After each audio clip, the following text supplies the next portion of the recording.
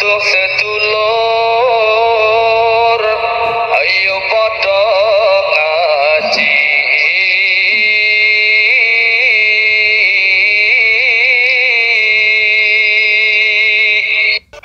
Minha arba'atun hurum. Ada 4 bulan yang disebut dengan bulan haram. Yang pertama Zulhijjah, yang kedua Zulqa'dah, Zulhijjah, Muharram, dan Rajab. Salasun mutawaliyatun. Ada 3 bulan yang berurut-urut. Ada 3 bulan yang tak terpisah. Itulah dia Zulqa'dah, Zulhijjah, dan insyaallah tak lama lagi kita akan masuk ke bulan Muharram. Sedangkan yang 1 bulan ini ma baina Jumada wa Sya'ban, terletak di antara bulan Jumadil Akhir dan bulan Sya'ban, yaitu disebut dengan bulan Rajab. Jadi pada bulan-bulan ini kita dianjurkan beramal. Amal yang paling afdal adalah melaksanakan puasa-puasa sunat. Khusus untuk bulan Muharram nanti itu ada puasa sunat yang disebut dengan puasa Asyura. Jadi kita catat tanggalnya, insyaallah nanti tanggal 1 September itu bertepatan 1 Muharram, berarti nanti pas pada tanggal 9. Yang paling bagus puasa itu tanggal 9, 10, 11. Kalau tidak sanggup 3 hari, karena kata Nabi SAW, jangan sama puasanya dengan puasa Bani Israel. Khaliful Yahud. Bedakan puasa kamu dengan puasa orang Yahudi. Orang Yahudi itu puasanya cuma tanggal 10 saja. Maka supaya kita beda dengan Yahudi, puasa 9, 10, 11. Kalau tak sanggup 9, 10, 11, pilih 2 hari saja, 9, 10. Nah, ketika Nabi sampai ke kota Al-Madinah Al-Munawwarah, Nabi melihat orang-orang Yahudi di Madinah itu puasa. Di Madinah ada 3 orang Yahudi. Yahudi Bani Nadir, Yahudi Bani Quraizah, Yahudi Qainuqa. Mereka tak makan, tak minum pada hari itu. Nabi bertanya, "Ma hadza?" Hari apa ini? Mereka menjawab, "Hadza yaumun salihun." Ini hari yang baik. Najjallahu fi Musa wa aghraqa fi Fir'aun. Hari ini Allah menyelamatkan Nabi Musa dan menggelamkan Fir'aun laknatullah alaih. Maka kemudian mereka bersyukur kepada Allah dengan melaksanakan puasa pada tanggal 10 karena Allah sudah menyelamatkan Musa alaihi salam dan menenggelamkan Fir'aun. Maka Nabi Muhammad SAW berkata, "Nahnu ahaqqu bi Musa minhum." Kami lebih berhak terhadap Nabi Musa daripada mereka. Maka Nabi pun memerintahkan fa'amara bi siyamihi. Nabi memerintahkan puasa. Jadi tentang puasa Asyura ini tidak ada ikhtilaf antara ulama tentang disyariatkannya berdasarkan hadis-hadis yang sahih tuntunan Nabi Muhammad sallallahu alaihi wasallam. Oleh sebab itu kita yang berbadan sehat, khususnya bagi perempuan yang banyak punya hutang puasa kemarin, dengan berpuasa di Asyura 9, 10, 11, dia sudah bisa mengqadha, mengganti 3 hari puasa yang tinggal. Karena perempuan yang kemarin tinggal puasanya di bulan Syawal, di bulan Muharram, di bulan Ramadan, itu bisa diganti di bulan Syawal sebanyak 6 hari. Orang yang berpuasa 6 hari di bulan Syawal otomatis dapat pahala puasa sunat walaupun niatnya qadha. Begitu kata Imam Abu Zakaria Al-Ansari dari kalangan mazhab Syafi'i yang disebutkan dalam kitab Fatawa Al-Azhar oleh Syekh Atiyah Saqar. Niatnya niat qadha saja, tidak niat sunat. Karena kalau niat sunat qadha tak dapat. Tapi kalau niat qadha maka otomatis pahala puasa sunatnya dapat. Begitu juga dengan orang yang puasa Senin Kamis, niat qadha dia hari Senin, maka qadhanya lunas dan pahala Senin dapat. Niat qadha dia hari Kamis, pahala qadhanya dapat dan otomatis dapat pahala puasa sunat.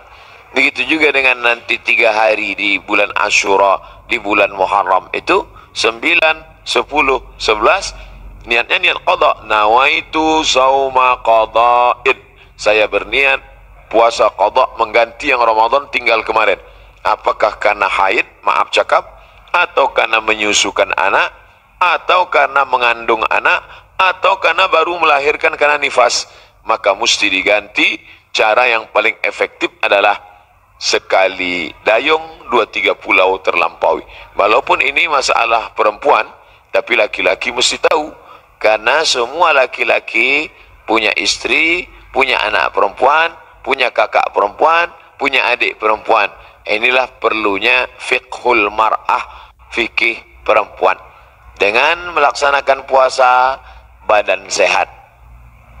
Karena ternyata makanan yang kita makan itu banyak bakteri racun di dalamnya. Kenapa padi kita bisa tumbuh tak ada dimakan wereng? Karena ternyata disemprot dengan pestisida. Kenapa buah apel yang kita makan itu tidak berulat? Karena ternyata ulat tak mau memakan apel karena ada pestisida.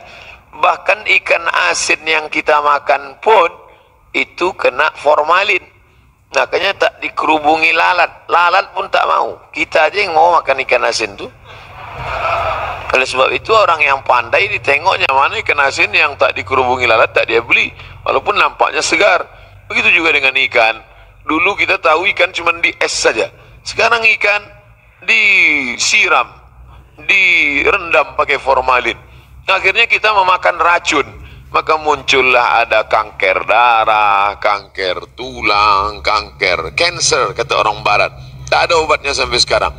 Ternyata penyakit-penyakit ini bisa hilang dengan menerapkan namanya terapi fasting. Fasting artinya menahan makan. Orang barat tak tahu puasa. Mereka tetap makan buah, makan ringan, minum air putih. Tapi mereka tak makan dari pagi sampai siang sampai malam. Ternyata kalau kita tidak makan, maka badan kita memakan diri kita sendiri. Itulah racun-racun hilang di dalam badan kalau orang menerapkan terapi fasting tak makan ini selama 8 hari dalam sebulan. Subhanallah, Masya Allah, ini belum lahir Nabi, belum lahir lagi orang yang menemukan penyakit ini, sudah diajarkan oleh Nabi Muhammad SAW. 8 hari tak makan dalam sebulan, Senin Kamis, Senin Kamis, Senin Kamis, dan Senin Kamis. Maka siapa yang melaksanakan puasa Senin Kamis, tapi yang lebih bagus lagi adalah lebih banyak daripada Senin Kamis. Karena kalau Senin Kamis cuma 8 saja, tapi yang lebih banyak daripada itu adalah 15 hari. Ahabbus saum ilallah saumi Daud. Puasa yang paling disukai Allah adalah puasa Nabi Daud alaihi salam. Yasumu yauman, puasa hari ini, makan besok. Puasa hari ini, makan besok. Adapun saya menyampaikan tentang puasa ini karena kebetulan kita di hari baik, bulan baik. Bukan berarti saya sedang puasa, tidak. Jadi jangan nanti ketika diajak makan, Ustaz itu cuma pandai ceramah aja itu. Buktinya dia makan juga. Ini pun ceramah ini tak terlalu lama. Karena tadi saya dapat kabar cepat sikit, kepiting ini udah mau lari gitu. Bapak Ibu yang dimuliakan Allah Subhanahu wa taala, oleh sebab itu nampaknya di masa akan datang tak bisa lagi kita ceramah dalam masjid, mesti dibuatkan pentas karena jamaah mengamuk-ngamuk. Ini kalau dipeturutkan betanggalan pintu-pintu masjid ini nanti lama-lama. Saya beberapa tablik akbar nih saya minta supaya di dalam masjid, karena kalau di keramaian ini dibuat pentas orang ramai tak semuanya senang, banyak juga yang takut nengok orang banyak. Jadi saya minta ke panitia dalam masjid aja biar supaya tenang, lebih sejuk. Rupanya masyarakat tak bisa dibendung. Inilah buktinya, tengok melimpah ruah. kasihan. Di masa akan datang nanti panjang umur, sehat badan, kita buat di stadion lapangan sepak bola. Untuk hari ini sabar-sabarkan aja dulu. Nah, jadi yang di luar menengok, tengok aja lah layar TV itu sama macam menonton TV One hari biasa. Nanti saya sampaikan, selesaikan dulu pesan-pesan ini. Setelah itu nanti saya jawab beberapa pertanyaan. Setelah itu kami pun akan langsung menuju airport karena saya akan berangkat pulang. Ini tausiah yang terakhir. Mudah-mudahan tausiah yang terakhir ini yang terbaik, insyaallah. Jadi intinya pulang nanti Bapak Ibu sekalian, bapak-bapak sampaikan pesan ke istrinya supaya mengganti puasa. Nanti kalau ada yang bertanya, apa isi ceramah Ustaz Somad tadi? Supaya kau ganti puasa. Karena suami disuruh Allah, ya ayyuhalladzina amanu, wahai para suami, qu anfusakum, jaga dirimu, wa ahlikum, istrimu, anakmu, nara, jaga dari api neraka, yaitu dengan melaksanakan puasa. Ibu-ibu, perempuan-perempuan banyak tahan makan, tahan minum. Apa nama programnya? Diet. Dia mau diet, kurus. Diet, tahan makan, tahan minum. Tapi orang diet tak dapat pahala. Tapi kalau orang puasa, dua-duanya dapat. Pahala dapat, qadha lunas, pahala sunat dapat, diet menyusul. Dengan syarat jangan diganti di waktu malam. Karena banyak juga mengqadha puasa di waktu siang, mengqadha makan di waktu malam. Tak dapat apa-apa. Oleh sebab itu maka badan sehat, otak sehat. Orang yang sedang melaksanakan puasa menanamkan takut kepada Allah Subhanahu wa taala. Takut menganiaya orang, takut menengok yang haram, takut membicarakan aib orang. Kalau sedang puasa Asyura itu nanti mana ada orang mau membicarakan aib orang lain? Ibu-ibu yang ditelepon kawannya cerita tentang tetangga, anak si fulan, istri si fulan, tak mau dia bicara. Jangan bicarakan aib orang lain, stop. Nanti malam baru kita bahas, kata dia. Haram, tak boleh. Man lam yada' qaulaz zur, siapa yang tak meninggalkan cakap kotor, cakap yang tak baik, membicarakan aib orang lain, menganiaya, falaisa lillahi hajatun fi ayyada'a ta'amahu wa syarabahu. Tak ada gunanya dia tahan makannya, dia tahan minumnya, kalau tidak menahan cakap kasar, aib, ghibah, namimah. La yadkhulul jannatan lamamun, tak masuk surga orang yang membawa-bawa cakap orang. Cakap si A tentang si B disampaikan oleh si B kepada si C, beradu kepala si B dengan si C gara-gara si B. Oleh sebab itu dalam hadis dikatakan Nabi membelah pelepah kurma, Nabi tusukkan ke suatu makam. Sahabat heran, kenapa kau tusukkan pelepah kurma itu ya Rasulullah? Kata Rasulullah, ini orang yang di dalam kubur ini sedang kena azab. Azab apa? Azab kubur. Itulah makanya sebelum salam kita berdoa, Allahumma inni a'udzubika min azabi jahannam wa min azabil qabri. Minta jauh dari azab kubur. Kenapa dia di azab kubur ya Rasulullah? Ada dua dosa dia. Yang pertama, kena azab kubur karena namam, membawa-bawa cakap orang. Oleh sebab itu kalau lidah ini terpancing mau bicara aib orang lain, stop, diisi dengan zikir, tasbih, tahmid, takbir, tahlil. Tasbih, subhanallah. Tahmid, alhamdulillah. Takbir, Allahu akbar. Tahlil, la ilaha illallah. Kalimatani, dua kalimat. Khafifatani alal lisan, ringan di lidah. Thaqilatani fil mizan, berat pada timbangan hari kiamat. Habibatani ilar rahman, disukai Allah. Subhanallah bihamdihi, subhanallahil azim. Subhanallah bihamdihi, subhanallahil azim. Subhanallah bihamdihi, subhanallahil azim. Jadi yang paling bagus diisi pada bulan Haram ini, Dzulqa'dah, Dzulhijjah, Muharram, ini adalah puasa sunat. Tapi ada 4 hari di bulan ini tak boleh puasa. Di antara 3 bulan ini ada 4 hari tak boleh puasa. Itulah dia tanggal 10, tanggal 11, tanggal 12, tanggal 13. Kenapa tak boleh puasa? Karena hari raya daging kambing melimpah ruah. Walaupun tak semua bisa makan kambing ini, karena asal ditengoknya, baru menengok bungkusnya aja sudah naik darah tingginya. Belum lagi makan dagingnya. Nah, adapun sekarang inilah masanya membakar kolesterol, membakar karbohidrat, membakar yang kita makan pada saat penyembelihan hewan kurban kemarin. Adapun ibu-ibu, bapak-bapak yang masih banyak daging kurban di freezer itu, sedekahkanlah kepada anak yatim, fakir miskin.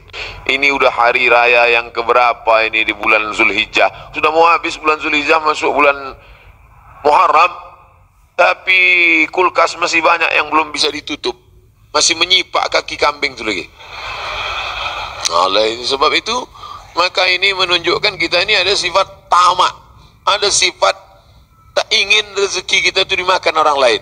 Padahal puncak keimanan adalah la yu'minu ahadukum, kamu tak beriman hatta yuhibba li akhi, sampai kau sayang kepada saudaramu ma yuhibbu li nafsi, sama macam sayang pada diri sendiri.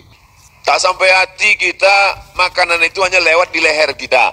Kalau enak rendang kambing, gulai, soto, capcay, sop itu di lidah kita, di leher kita, maka kita bagikan kepada yang lain. Makanya kata Nabi SAW, idza tabakhta fa'akthir ma'aha. Kalau kau masak, banyakkan kuahnya. Kita disuruh masak banyak kuah. Untuk apa? Bagi kepada tetangga. Jadi kalau daging tadi tinggal 2-3 potong, masaklah nanti sore, banyakkan kuahnya. Bagikan. Tapi jangan gara-gara ceramah nih, ibu tua sedekah kuah aja sih. Apa maknanya? Sedangkan sikit saja dia bisa berbagi, apalagi banyak. Oleh sebab itu maka dalam Islam, tapi masalah lapar ini tak bisa kita ceritakan.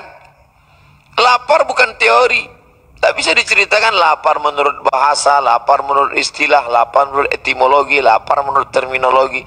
Lapar mesti dirasakan. Setelah kita rasakan lapar itu, maka muncullah rasa berbagi. Lapar Ramadan sudah lupa, udah agak lama. Ramadan, Syawal, Zulqa'dah, Zulhijjah, 5 bulan setelah itu datang kita disuruh mengingat lapar lagi. Itulah dia lapar 3 hari, tanggal 9, tanggal 10, tanggal 11. Ngaji jangan cuma pengajian aja. Pengajian nonton TV, pengajian di YouTube, pengajian sekarang live langsung, cukup. Jangan sekedar pengajian tapi langsung diamalkan. Pulang dari sini, ambil spidol, tengok mana kalender, tanggal 9, tanggal 10, tanggal 11, garis di bawah, puasa Asyura. Andai, maaf cakap, pas tanggal 9, 10, 11, dia haid, maka dapat tetap pahalanya, karena sudah ada niat. Innamal a'malu binniat. Ibu kenapa tak puasa? Oh, mohon maaf, saya sedang alangan. Tapi niat sudah sampai. Adapun laki-laki tak ada alasan. Kau kenapa tak puasa? Aku niat aja sudah sampai. Anda tetap laksanakan. Maka bapak membangunkan istrinya. Rahimallahu mar'an, Allah merahmati laki-laki yang membangunkan ahli bait keluarganya supaya mengingatkan dia puasa besok. Bu, Omak si Pulan, besok puasa, ganti puasa qadha kau yang tinggal Ramadan kemarin. Begitulah beruntungnya kalau punya suami solehah, kalau punya suami soleh, istri solehah. Tapi kalau dapat laki Fir'aun, tak mau tahu dia. Sholat kau sembahyang, tidak sembahyang bukan urusanku, puasamu bukan urusanku. Padahal dalam Islam diajarkan kita ini mesti menjaga orang yang ada di sekitar kita, keluarga, tetangga, sahabat, kerabat. Wa anzir ashiratakal aqrabin. Berikanlah peringatan kepada keluarga-keluarga yang dekat. Ini penting sekali tentang masalah puasa ini. Semua penyakit berawal dari lambung. Semua penyakit berawal dari lambung. Oleh sebab itu maka kosongkan lambung, hilangkan bakteri. Coba tengok iklan di TV. Dari bakteri di dalam lambung itu muncul penyakit gula darah, muncul penyakit diabetes, muncul penyakit jantung koroner, muncul penyakit kanker, muncul penyakit makanan. Bagaimana supaya cara makanan tadi hilang? Ini diperbanyak puasa sunat. Bagi yang sudah puasa sunat, alhamdulillah. bagi yang mencoba-mencoba, mudah-mudahan disampaikan Allah Subhanahu wa taala niatnya sampai akhir. Jangan takut nanti puasa sunat badan lemas, puasa sunat kecuali dia pekerja berat. Pekerja berat tidak dianjurkan puasa sunat karena dia mencari nafkah. Bapak-bapak dari tentara, kepolisian, dia berat tugas, polisi lalu lintas. Kalau dia puasa tak sanggup. Jangan untuk menangkap, mengembus semprit itu tak sanggup. Sedangkan ini tugas negara, tugas ini wajib, sedangkan ini sunat. Jangan didahulukan yang sunat, meninggalkan yang wajib. Pegawai kantor camat disuruh duduk, pelayan masyarakat dari pagi sampai sore duduk. Tidur pula di musola. Orang mau ngurus KTP, akte kelahiran, perpanjangan segala macam, mana pegawainya? Tidur di musola. Kenapa? Puasa sunat, makan haram. Karena dia digaji oleh negara, APBN, APBD untuk melayani masyarakat. Bekerja itu wajib, sedangkan puasa ini sunat. Ini kalau ada orang model begini, ini orangnya alim tapi jahil. Alim kok jahil? Semangat beribadahnya kuat, tapi tidak punya ilmu pengetahuan.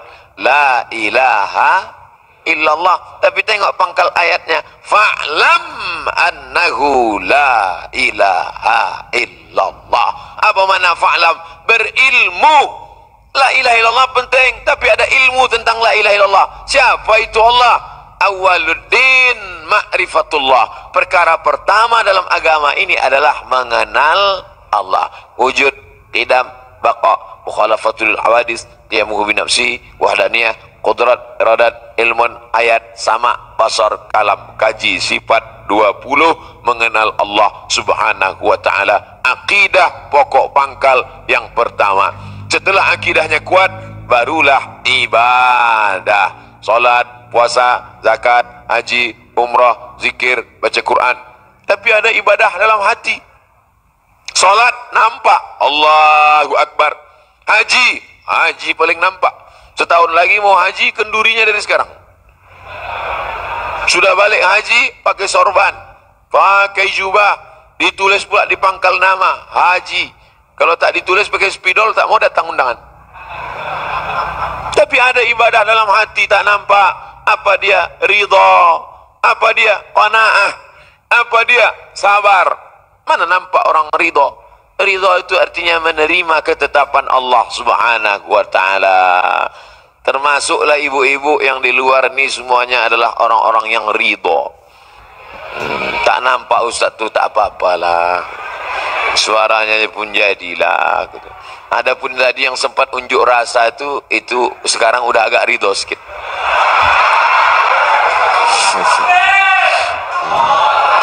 Nanti setelah kita masuk ke dalam surga, ditanya oleh Allah, surga kalian sudah dapat, makanan kalian sudah dapat, sungai, taman-taman, maza turidun, penghuni surga kalian mau apa? Penghuni surga menjawab, ridhaka. Ada satu yang kami belum dapat, ridha engkau ya Allah. Karena yang mendapatkan ridha Allah adalah orang-orang yang ridha di dunia, menerima ketetapan Allah Subhanahu wa ta'ala. Jadi yang di luar ini udah ketetapan Allah, terima aja lah nih. Gitu cara menenangkan orang yang di luar-luar.